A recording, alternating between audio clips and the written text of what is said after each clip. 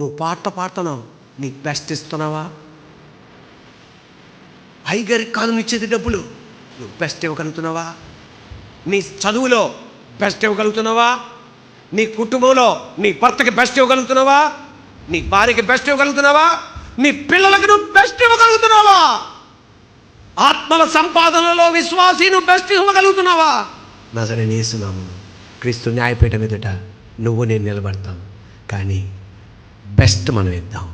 సంఘం యొక్క బాధ్యత ఏంటో తెలుసునా అండి? మనం ఇంకా ఫలించాలి, విస్తరించాలి, వ్యాపించాలి, భూమిని మనం నిండించాలి, దానిని మనం లోపరుచుకోవాలి. దేవుని యొక్క మొదటి ఉద్దేశం మీ పట్ల ఈ లోకంలో మనం ఫలించాలి, ఆయన సాక్షిగా ఈ లోకంలో మనం బ్రతకాలి.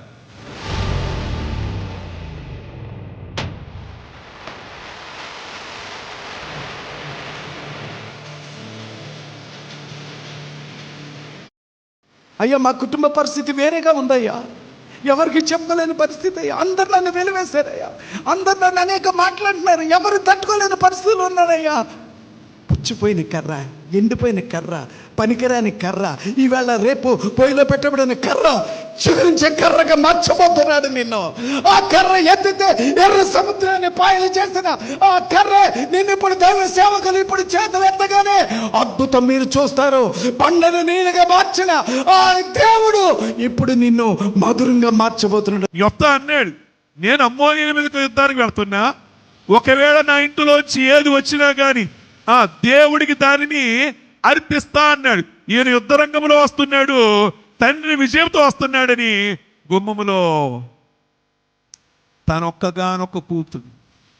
మీరు గిలాదు అనుభవం కలిగి ఉంటే కనుక మీరు మాట ఇచ్చారు అంటే నిలబడతారంతే.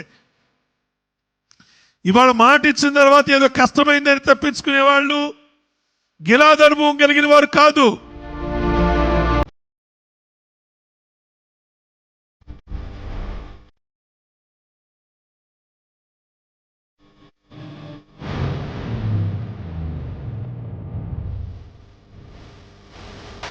ఎందుకయ్యా చిగురు పెడుతున్నావంటే, నా దేవుడు యథార్థవంతుడు, ఆయన మాట ఇచ్చి నెరవేర్చేవాడు, ఆయనలో ఏ చెడుతనము లేదు, ఆయన నీతిమంతులను ప్రేమించేవాడు, నీతిమంతులను వర్ధల చేసేవాడు, హెచ్చించేవాడు అని దేవుని గుర్చిన ప్రసిద్ధి చేయడానికి వారు ముసలితనములో కూడా ఇంకా చిగురు పెడతా ఉంటారట. హల్లెలూయా.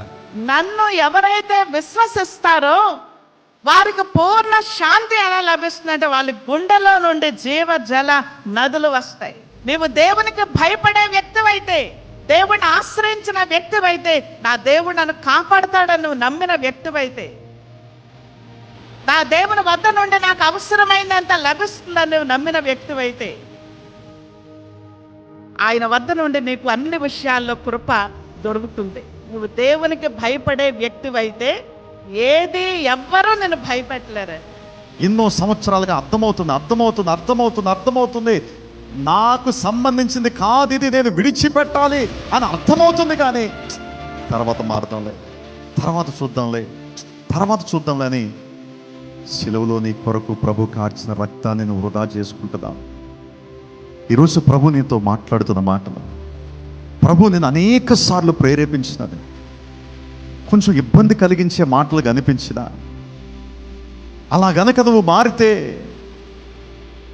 నువ్వు లోకువైపోతావని అనిపిస్తున్నా, అలా గనక నేను పరిశుద్ధంగా బ్రతికితే, పవిత్రుడిగా ఉంటే చేతగాని వాడిని ముద్ర వేయించుకుంటానేమో అనే భయం అనిపిస్తున్నా, ఈ రాత్రి ఒక తీర్మానం తీసుకో.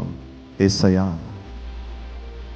కొన్నిసార్లు నాకు అవి ఇబ్బంది అని అనిపించినా, నాకు అర్థం కాకపోయినా, కొంచెం కష్టం అని అనిపించినా, నేను నష్టపోతానేమో అనే భయం నాకు కలిగిన, ఈ రాత్రి నేను తీర్మానించుకుంటున్నాను, నీకు చెప్పినట్లుగా నేను నడుచుకుంటానయ్యా. నీ మొదట విశ్వాసం ఏమైందో, నీ మొదట భక్తి ఏమైందో, నీ మొదట ఉన్న ఆసక్తి ఏమైందో దానిలో కుడికి కానీ ఎడమ కానీ తృప్తి వెళ్ళకూడదు. ఒక గురి కలిగి ఉండాలి. దేవుడు ఏ నాడు కూడా విడిచిపెట్టేవాడు కాదు. ఎందుకంటే నేను నిన్ను విడవను ఎడబాయనని వాగ్దానం చేస్తున్నాడు ప్రియమైన బిడ్డలారా. దేవునికి ఎంత ఎంత ఆసక్తితో చూడండి ఒక్కొక్కరి పట్ల. అంటే నీకు ఇంత విశ్వాసం ఉండాలి, ఇంత విశ్వాసం ఒక్కొక్కరి సామర్థ్యానికి తగినట్లుగా అంటే కొలిచి ఇచ్చాడు దేవుడు మనకి. నీలో నాలో ఉన్న విశ్వాసమును ఈరోజు మనం గుర్తించాలి. మన జీవితం దేవుడు కార్యం చేయాలని ఆయన సిద్ధంగా ఉంది. ఆయన ఒక నూతన క్రియ ఆరంభించాలని అనుకుంటున్నాడు. ఆయన He wants to do mighty things in your life. అనేకమైన అద్భుతాలు మీ జీవితంలో చేయాలనుకుంటున్నారు. మరి అది జరగాలంటే మనం సిద్ధపడాలి కదా. ఆయన మన జీవితంలో రావడానికి మార్గము సిద్ధపరచాలి కదండి. మనము పశ్చాత్తాపంతో ఆ ప్రభువు మార్గం మనం సిద్ధపరుద్దాం. మన జీవితంపై అధికారమును ఆయనకు అప్పగించే విధేయత కలిగి మనము ముందుకు వెళ్దాం. విశ్వాసం అన్నది నిరీక్షింపబడి వాడి యొక్క నిజ స్వరూపము. లేనివి అదృశ్యమైనవి ఉన్నవనుటకు గొప్ప రుజువేంటో తెలుసా? నీకు ఉన్న విశ్వాసమే. హల్లెలూయా. మనకున్న దేవుని యొక్క గొప్పతనాన్ని మనం గ్రహించగలగాలి. మనకున్న దేవుని శక్తిని మనం గ్రహించగలగాలి. మనకున్న సామర్థ్యతను కాదు, దేవుని సామర్థ్యతను కనుక నువ్వు దృష్టిలో పెట్టుకోగలిగితే నువ్వు మన జీవితంలో ఏది లేకపోయినా ఉన్నట్టుగా చేయగలడని నమ్మగలిగితేనే అద్భుతాలు మన జీవితంలో చూస్తాం. హల్లెలూయా, హల్లెలూయా.